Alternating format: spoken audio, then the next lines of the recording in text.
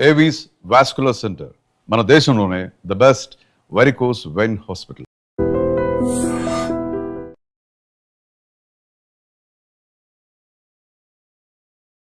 Hi hello నమస్తే, welcome to iDreams. నేను మీ Madhuri. Sugar వ్యాధి మనకి ఇప్పుడు తరచూ కూడాను 30 ఏళ్ళు నిండిన వాళ్ళలో ఎక్కువగా బాధిస్తున్న వ్యాధి. మరి ఈ వ్యాధిని నియంత్రించుకోవచ్చా? ఒకవేళ వచ్చిన తర్వాత దీన్ని ఎలా కంట్రోల్ చేసుకోవాలి?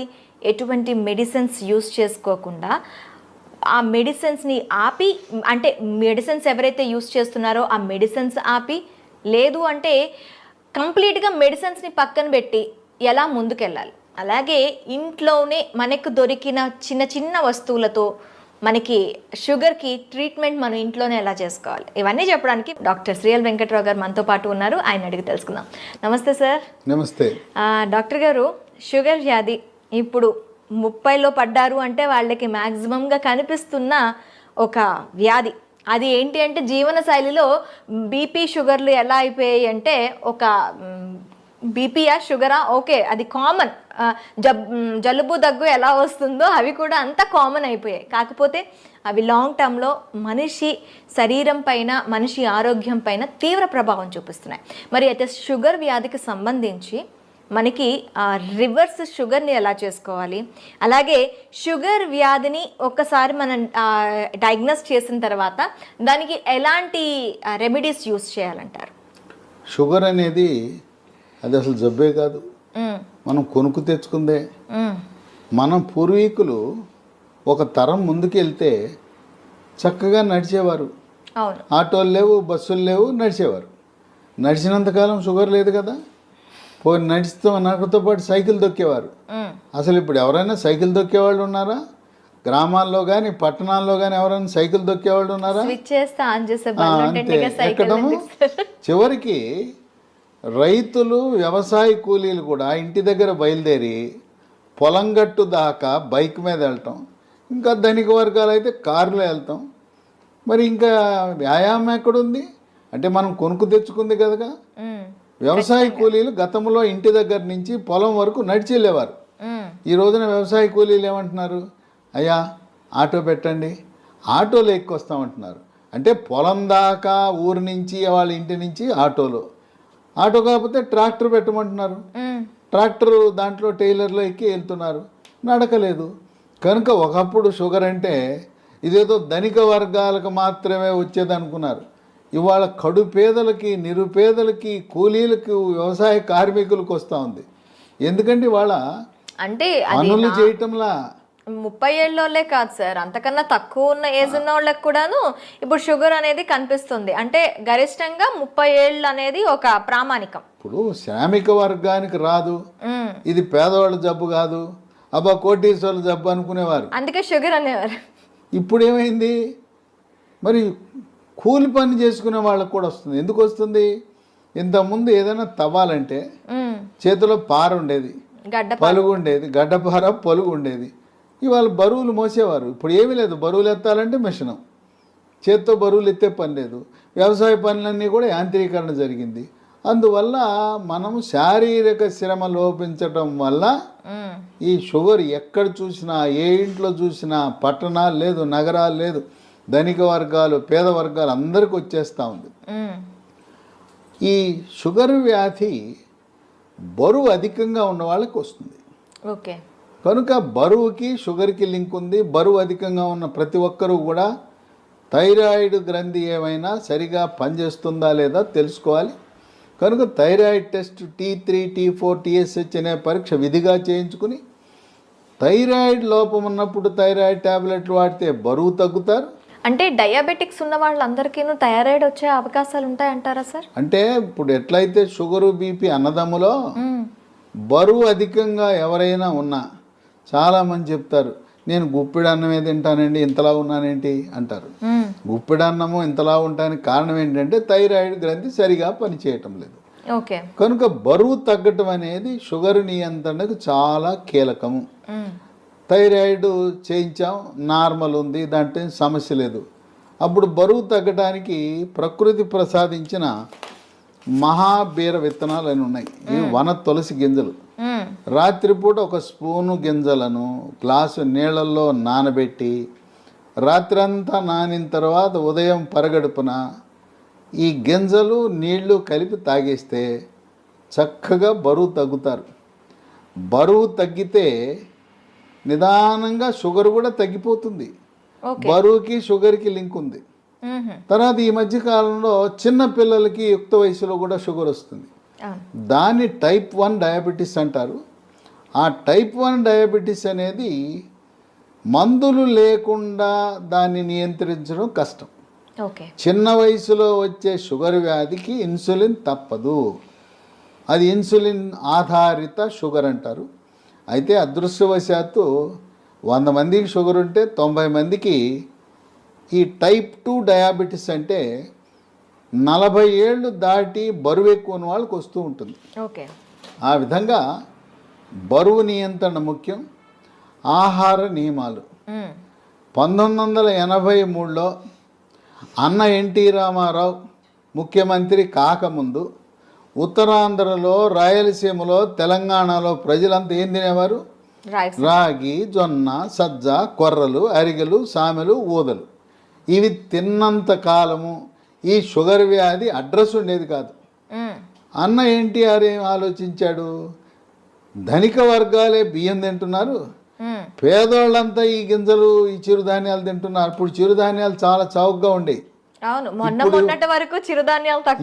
చిరుధాన్యాల గురించి అవగాహన కలిగి చిరుధాన్యాల రేటు మంటెత్తిపోతా ఉంది. బియ్యం రేటు కంటే 4 రెట్లు ఉంది. ఆ రోజుల్లో పేదవాళ్ళు తర్వాత కిలో బియ్యం ఖరీదు 10 రూపాయలు ఉంటే ఇవి కిలో రూపాయి 2 రూపాయలు ఉండేది. ఆయన పెద్ద మనసుతో సమానత్వం కావాలి, పేదవాడికి కూడా బియ్యం ఇవ్వాలని కిలో 2 రూపాయల బియ్యము. ఇక తదుపరి పోటీ పడి కిలో రూపాయికి బియ్యం. ఇవాళ మోడీ గారు అయితే ఆయన ఉచితంగా ఇస్తున్నాడు. గత 3 సంవత్సరాలుగా ఆయన కోవిడ్ వచ్చినప్పటి నుంచి నేటి వరకు కూడా పేదవాళ్ళకి నెలకి 5 కేజీల చొప్పున ఉచితంగా బియ్యం ఇస్తున్నాడు. ఈ బియ్యం తింటున్నాం, చక్కగా షుగర్ని పెంచుకుంటున్నాం. బియ్యము మానేస్తే పోని బియ్యం తిన్నారంటే పూర్వకాలం దంపుడు బియ్యం ఉండేది. ఇవాళ రోడ్లు లేవు, రోకళ్ళు లేవు, దంపుడు లేదు. దంపుడు బియ్యం అసలు ఎక్కడ కనిపించట్లేదు. అంటే మార్కెట్లో లభిస్తున్నాయి దంపుడు బియ్యం, కొంచెం ఖరీదు ఎక్కువ. దంపుడు బియ్యము, ఎర్ర బియ్యము, రెడ్ రైసు, ఇలాంటివి బ్రౌన్ రైసు తింటే కొంతలో కొంత మేలు జరుగుతుంది.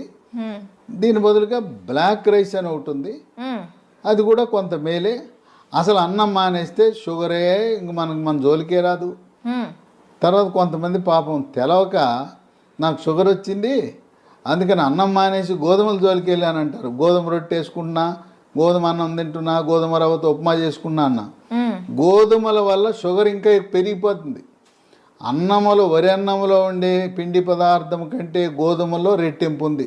కనుక మనకి 2 శత్రువులు ఉండారు. దక్షిణ భారతంలో మనం తినే వరి అన్నము, ఉత్తర భారత వాసులు తినే గోధుమలు. ఈ 2 మన దేశంలో ఎక్కువ మంది తినేది ఇదే. పేద, ధనిక అన్ని వర్గాలు తినేది. ఈ రెండింటినీ మానేసి రాగి, జొన్న, సజ్జ, కొర్రలు, అరిగెలు, సామెలు, ఊదలు జావరూపాన అన్నమో లేదు పిండి చేసి పుల్కాలు, రొట్టెలు చేసుకుని తింటే షుగర్ పరారవుతుంది, అసలు షుగరే రాదు. కనుక మనం తీసుకునే ఆహార నియమాలు అనేది చాలా ముఖ్యం. వీటితో పాటు వ్యాయామం చేయాలి. నడక ముఖ్యం. యోగా, ప్రాణాయామము, ధ్యానము, నడక. ఇప్పటికైనా షుగర్ ఉన్నవాళ్ళు మీకు బైక్ ఉండొచ్చు కాక, కారు ఉండొచ్చు కాక, ఉన్న ఒక సైకిల్ కొనండి. కొత్త సైకిల్ ఒకటి కొని తొక్కండి. సైకిల్ తొక్కితే పోనీ బయట తొక్కడం వీలు కాకపోతే ఇప్పుడు కూడా కొంతమంది సైకిల్ స్టాండ్ వేసి ఇంట్లోనే తొక్కుతుంటారు.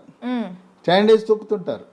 సైకిల్ తొక్కితే బరువు తగ్గుతారు, మోకాళ్ళ నొప్పులు తగ్గుతాయి, కండరాల నొప్పులు తగ్గుతాయి, షుగర్ కూడా నియంత్రణలోకి వస్తుంది. మన ఇంట్లో వాషింగ్ మెషిన్ ఎట్లా ఉంటుందో, బట్టలు ఉతికే మెషిన్, టీవీలు ఉంటాయి, గేజర్ ఉంటుంది, అట్టాగే వెయింగ్ మెషిన్ కూడా ఉండాలి. ప్రతిరోజు ఇంట్లో ఉన్న ప్రతి ఒక్కరు కూడా బరువు చూసుకోవాలి. ఇది ఎక్కడా కనపడదు.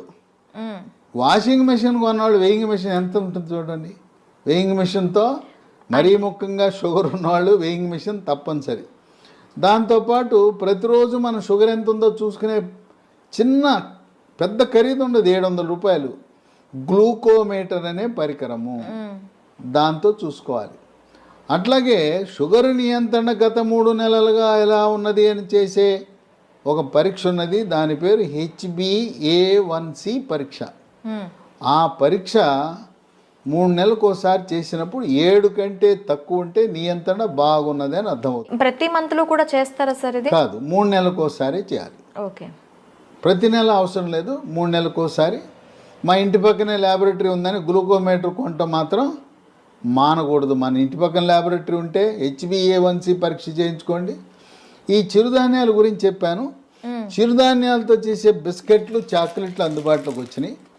లీ హెల్త్ అనే కంపెనీ వాళ్ళు మిల్లీ కుక్కీస్ అని బిస్కెట్లు తయారు చేశారు. ఓకే, ఇవి 3 పూట్ల 3 తినచ్చు. ఈ బిస్కెట్లు తింటే షుగర్ పెరగదు. అట్లాగే చాక్లెట్ రూపాన మిల్లీ న్యూట్రీ బార్ అని, ఇవి తయారు చేసేది కేంద్ర ప్రభుత్వ అధీనంలో ఉండే సంస్థ, మార్కెటింగ్ చేసేది లీ హెల్త్ అనే కంపెనీ. ఓకే, ఇవి కూడా షుగర్ ఉన్న వాళ్ళు తినటం చాలా మేలు జరుగుతుంది. ఇవి కావాల్సిన వాళ్ళకి ఒక నంబర్ ఇస్తాను, వాళ్ళకి ఫోన్ చేయండి. 9502897374. ఓకే, 9502897374. ఓకే. కనుక ఈ చిరుధాన్యాలు ఈరోజు మనకు చాలా కీలక పాత్ర పోషిస్తున్నాయి. చిరుధాన్యాలు నమ్ముకోండి, షుగర్కి అసలు మందులు అవసరం లేదు. అయితే ఇంట్లో మనకి ఏమైనా ఉన్నాయా సార్ చిట్కాలు? ఇంట్లో చిట్కాలు ఉన్నాయి. మీకు ఎవరైనా మీకు కొన్ని లక్షణాలు కనపడినప్పుడు ఒంటి మీద నల్లటి రంగు, మెడ ముందు బాగా నల్లగా అవుతుంది, లేదా కంటి మీద రెప్పల మీద కురుపులు, మూత్రంలో చీమకణాలు, మహిళలకైతే తరచుగా వైట్ డిశ్చార్జ్ తెలిపోవటం, ఇలాంటి లక్షణాలు కనపడి షుగర్ పరీక్ష ఏమి తినకుండా చేయించినప్పుడు షుగర్ మొట్టమొదటిసారిగా బయటపడితే మీరేమి నిరాశ నిస్పృహకు గురవద్దు. అసలు ముందు డాక్టర్ రాసేస్తాడు, పేజీ నిండా రాసేస్తాడు మందులు, రాంచుకోండి. ఆయన కొనమంటే సార్ డబ్బులు లేవండి తర్వాత కొంటానండి, ఎందుకంటే డాక్టర్ రాసి ఇచ్చినాక నా మందుల షాప్ ఉంది అక్కడే కొని అంటాడు. మీరు ఆయన ఎందుకు ఇబ్బంది పెట్టడం? నేను వాడనంటే బాధపడతాడు, డాక్టర్ రాసిస్తాడు, మీరు వాడద్దు, మందులు కొనద్దు, డబ్బులు లేవని చెప్పండి, అప్పు ఇస్తానంటే అప్పు తీసుకోనని చెప్పండి. అసలు మందులే అవసరం లేదు. టైప్ 2 డయాబెటీస్ కొత్తగా బయటపడితే మందులు లేకుండా నియంత్రించవచ్చు. బరువు తగ్గండి, ఆహార నియమాలు పాటించండి. నేను చెప్పినట్టుగా అన్నముకి గోధుమలకు స్వస్తి పలికి మనం కేవలం చిరుధాన్యాలు మాత్రమే వాడుతూ ఇంట్లో వాడుకోవటానికి 10 రకాల గృహ వైద్యాలు, చిట్కా వైద్యాలు, హోమ్ రెమెడీస్ ఉన్నాయి. 10 అవసరంలా. మీకు నచ్చినవి మెచ్చినవి 1, 2, 3 చూసుకోండి. మీకు ఏది బాగుంటే వాడండి. బ్రహ్మాండంగా ట్యాబ్లెట్లు లేకుండా, ఇన్సులిన్ లేకుండా 100కి 100 పాళ్ళు షుగర్ నియంత్రణ అవుతుంది. అంతేకాదు మాకు తెలవకుండా పిచ్చాళ్ళలాగా మేము మొదలెట్టేసామండి, డాక్టర్ గారు రాసి ఇచ్చాడు, గత 3 ఏళ్ళుగా 4 ఏళ్ళుగా మేము వాడుతున్నామంటే 5 సంవత్సరాలుగా ట్యాబ్లెట్ వాడుతున్న వాళ్ళకు కూడా షుగర్ని రివర్స్ చేయొచ్చు, డయాబెటీస్ని రివర్స్ చేయొచ్చు. ఇది వైద్య పరిశోధనలో నిర్ధారించడం జరిగింది. ఇక 15-20 ఏళ్ళు ఉంటే డోస్ తగ్గించవచ్చు, ట్యాబ్లెట్ల డోస్ తగ్గించవచ్చు, ఇన్సులిన్ డోస్ తగ్గించవచ్చు, కానీ పూర్తిగా మానలేం. గృహ వైద్యాలు 10 ఉన్నాయి. మొట్టమొదటిది తమలపాకు. తమలపాకు పొద్దున ఒక 2 తమలపాకులు, రాత్రి ఒక తమలపాకులు, ఉట్టిది నవలాలి, దాంట్లో ఏం వేసుకోకూడదు. ఇక 2 మెంతిపొడి. ఉదయం 1 స్పూను మెంతిపొడి, రాత్రి 1 స్పూను మెంతిపొడి నీళ్ళలో కలుపుకొని తాగాలి. ఇక మెంతులు రాత్రిపూట నానబెట్టి నానిన మెంతులను నవిలేస్తూ ఆ నీళ్ళను కూడా తాగుతారు కొంతమంది. ఇదే కాకుండా మెంతులు 250 గ్రాములు, వాము 100 గ్రాములు, నల్ల జీలకర్ర 50 గ్రాములు, ఈ మూడింటిని విడివిడిగా దోరగా వేయించి చల్లారిన తర్వాత మూడింటిని కలిపి మిక్సీలో వేయాలి. పొడిని ఒక సీసాలో పెట్టుకుని ఉదయం 1 స్పూను, రాత్రి 1 స్పూను, అంటే దీంట్లో వేయవలసింది మెంతులు 250 గ్రాములు, వాము 100, జీలకర్ర మామూలు జీలకర్ర కాదు, నల్ల జీలకర్ర. నల్ల జీలకర్ర 50 వాడితే కొంచెం చేదు ఉంటుంది కానీ బ్రహ్మాండంగా పనిచేస్తుంది. కేవలం మెంతిపొడే కాకుండా ఈ 3 కలిపితే ఇక ఏ ట్యాబ్లెట్ అవసరమే ఉండదు. ఓకే. ఇక 3 ఇన్సులిన్ మొక్కలు దొరుకుతాయి. ఉదయం 1 కానీ 2 కానీ మీ అవసరాన్ని బట్టి గ్లూకోమీటర్ పరీక్షను బట్టి ఉదయం 1, 2 ఆకులు, రాత్రి 2 ఆకులు నవిలేయటమే. ఇంట్లో మొక్కలు పెట్టుకోండి, కుండీలో కూడా పెట్టుకోవచ్చు. ఓకే. నేల లేకపోయిన వాళ్ళు, అపార్ట్మెంట్ వాళ్ళు కూడా కుండీలో పెట్టుకోండి, ఇన్సులిన్ మొక్కను పెంచుకోండి. అవి మీ షుగర్ని నియంత్రిస్తాయి. ఇక 4 మన గ్రామాల్లో ఎక్కడ చూసినా జామ ఆకులు ఉంటాయి, జామ చెట్లు ఉంటాయి. జామ ఆకులు ఒక 8 ఆకులు తీసుకుని ఓ 1/2 లీటర్ నీళ్ళు తీసుకుని దాన్ని గ్యాస్ స్టవ్ మీద పెట్టి మూత పెట్టి సిమ్లో పెట్టి 1/2 గంట కాయాలి. జామ ఆకుల రసం నీళ్ళలోకి దిగి తెల్లగా ఉండే నీళ్లు కొంచెం గోధుమ రంగులోకి మారుతాయి. అవి ఉదయము రాత్రి జామ ఆకుల ఈ రసాన్ని తాగితే బ్రహ్మాండంగా నియంత్రించబడుతుంది. ఇక 5 జామ ఆకులు ఎలా వాడామో మామిడి ఆకులు 8 జామ ఆకులు బదులు 8 మామిడి ఆకులు ఉదయము రాత్రి వాడండి. ఇంకొక వరుస ఏంటంటే సోమవారం నాడు మీరు జామ ఆకులు వాడితే మంగళవారం మామిడి ఆకులు, రోజు మార్చి రోజు ఒక ఆకు వాడుతూ ఉండండి. లేదు ఇంకా కావాలంటే 3వ రోజు ఇన్సులిన్ ఆకులు వాడండి. ఇంకా నేను చెప్పాల్సిన అవసరం లేదు. ఒకసారి మీకు సూచిస్తే నాకంటే ఎక్స్పర్ట్లు మీరు ఈ చిట్కాలను ఎలా వాడాలి అనేది నేను చెప్పాల్సిన అవసరం లేదు. మీరే ఇంకా 10 మందికి చెప్పగలుగుతారు. ట్యాబ్లెట్ అవసరం లేదు. చిట్కాల గురించి మీరే ఇంకా మీ స్వీయ అనుభవాన్ని 10 మందికి పంచి ఇవ్వగలుగుతారు. ఇక 6 కాకరకాయ. కాకరకాయ రసము ఉదయము రాత్రి కొన్ని సందర్భాల్లో కాకరకాయ దొరకవు సీజన్ బట్టి. కాకరకాయ రసం కూడా షుగర్ని బాగా నియంత్రిస్తుంది.